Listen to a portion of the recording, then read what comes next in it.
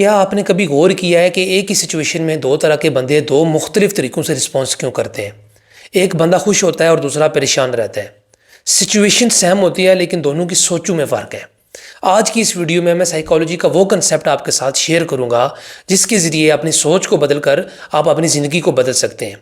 Psychology में इसको cognitive behavioural therapy अलमारूफ CBT कहते हैं। हमारा आज का एजेंडा होगा CBT का इंट्रोडक्शन, इसकी हिस्ट्री देखेंगे कि ये किन डिसऑर्डर्स को ट्रीट करने के लिए यूज़ होती है, 3 वेव्स जो कि CBT में इस्तेमाल होती हैं, और इसके अलावा देखेंगे कि कैसे थॉट्स, इमोशंस और हमारे बिहेवियर एक दूसरे के साथ इंटरलॉक है। CBT एक साइंटिफिक और रिसर्च बेस्ड थेरेपी है जो हमें ये सिखाती है कि कैसे हम अपने ख्यालात को और अपने इमोशंस को कंट्रोल करके अपने बिहेवियर को ठीक कर सकते हैं। ये एक स्किल्ड बेस्ड डायलॉग होता है, कन्वर्सेशन होती है दो बंदों के दरमियान, जिसमें एक बंदा स्किल्ड होता है और दूसरे को सिखाता है कि कैसे उसने अपने ख्यालात को, अपने इमोशंस को इवेल्युएट करना है। इसमें अगले बंदे को ये नहीं कहा जाता कि आप पॉजिटिव सोचें या पॉजिटिविटी की तरफ आएँ, बल्कि उसको ये सिखाया जाता है कि कैसे आप अपने थॉट्स को इवेल्युएट करके, जांच करके, परख करके उनको रियलिटी के करीब लेके आ सकते हैं। ये थेरेपी यूज़ होती है डिप्रेशन के डिसऑर्डर्स के लिए, एंग्जाइटी डिसऑर्डर्स के लिए, फोबियाज़ के लिए, PTSD, OCD, पर्सनैलिटी डिसऑर्डर्स के लिए, रिलेशनशिप इश्यूज़ के लिए, इंसोम्निया, ग्रीफ, स्ट्रेस वगैरह इन इश्यूज़ के लिए ये यूज़ होती है। मिनिमम इसके 5 सेशन होते हैं और मैक्सिमम ये 20 सेशंस तक जा सकती है। अब आते हैं इसकी हिस्ट्री पर।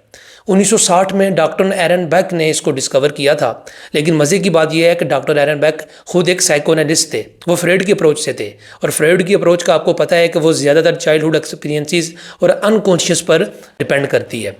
लेकिन जब डॉक्टर एरन बेक ने ये चीज़ गौर किया, इस पर रिसर्च किया कि उनके पास जो डिप्रेशन और एंग्जाइटी के पेशेंट्स आ रहे हैं उनमें एक ही तरह के मनफी ख्यालात बार बार आते हैं, और यही मनफी ख्यालात उनके डिप्रेशन और एंग्जाइटी को बरकरार रखते हैं। मज़ीद इस चीज़ पर रिसर्च करने के बाद फिर उन्होंने CBT को डिस्कवर किया। अब CBT की 3 वेव्स होती हैं। सबसे पहली वेव है बिहेवियरल वेव। इस वेव में ये बिलीव किया जाता है कि इंसान का रवैया, उसका बिहेवियर सब कुछ होता है। ये इंस्पायर हुई है जोहन B. वाटसन से, वियोन पवलोव की क्लासिकल कंडीशनिंग से, B.F. स्किनर की ऑपरेंट कंडीशनिंग से। इसमें यह बताया जाता है कि इंसान की लर्निंग डिपेंड करती है उसके रिस्पॉन्स पर जो वो एक्सटर्नल स्टिमुलाई या एनवायरमेंटल स्टिमुलाई को देता है।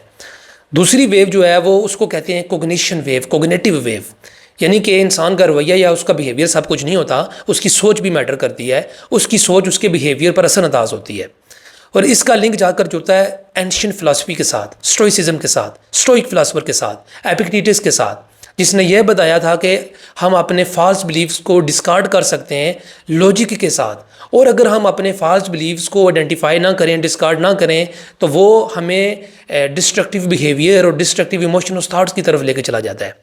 एपिक्टेटस से मुतासर हुआ था फिर एल्फ्रेड एडलर, और उसने जो है ना वो फर्स्ट थेरापिस्ट था जिसने कोग्निशन को थेरापेटिक अप्रोच दी थी और बताया था कि कैसे बेसिक मिस्टेक जो है ना वो हमारे अनहेल्थी बिहेवियर्स और अनहेल्थी लाइफ गोल्स जो है ना वो बनाती हैं।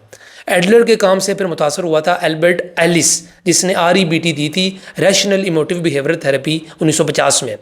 और इसी के बाद फिर डॉक्टर एरन बेक ने इसी से इंस्पायर होकर CBT को मुतारफ़ करवाया था 1960 में। और जो तीसरी वेव है, तीसरी वेव को कहते हैं माइंडफुलनेस और एक्सेप्टेंस बेस्ड CBT, यानी कि इसमें यह बताया जाता है कि आपने अपने ख्यालात को बदलना नहीं है बल्कि उनको एक्सेप्ट करना है। आप अपने दिमाग को ख्याल आने से तो नहीं रोक सकते, लेकिन उस पर अमल करने से तो रोक सकते हैं। ये 3 वेव्स हैं जो CBT में होती हैं। हमारे थॉट्स, हमारे इमोशंस और हमारा बिहेवियर कैसे आपस में इंटरलिंक्ड है, मैं आपको एक प्रैक्टिकल एग्जांपल देता हूँ। फ़र्ज़ करें मुझे ऑफिस से कॉल आती है, और उस वक्त मेरी सोच ये होती है कि शायद ऑफिस में मैंने कोई गलती कर दी है इसलिए मुझे कॉल आई है, और मेरा इमोशन डर, खौफ और घबराहट का होता है, और मेरा बिहेवियर शायद बिहेवियर ये हो कि मैं स्ट्रेस में आ जाऊँ और कॉल को इग्नोर कर दूँ। अब इसी सिचुएशन को लें और मैं अपनी सोच को बदलता हूँ। मुझे ऑफिस से कॉल आती है और मैं ये सोचता हूँ कि शायद कोई मीटिंग है, वो मुझे बताना चाह रहे हैं इसलिए कॉल आई है। उस वक्त इस सोच को बदलने से मेरा इमोशन कुछ और होगा और मेरा बिहेवियर कुछ और होगा। सिचुएशन सेम है लेकिन फ़र्क जो है वो सोच का है। इंशाल्लाह ताला अपने अगले एपिसोड्स में, अगली वीडियोस में मैं टेक्निक्स पर बात करूंगा जो CBT में यूज़ होती हैं। इसके अलावा हम PTSD के हवाले से, डिप्रेशन के हवाले से और एंग्जाइटी के हवाले से कस्टमाइज वर्कशीट्स देखेंगे CBT की। और आप से गुजारिश है कि मेरे इस चैनल को सब्सक्राइब कर दें। अगर आपको मेरी ये वीडियो अच्छी लगी है इसको लाइक कर दें, और कॉमेंट सेक्शन में ज़रूर अपनी राय दें। इंशाल्लाह ताला मैं एक एक कॉमेंट का ज़रूर जवाब दूँगा। अल्लाह हाफिज़।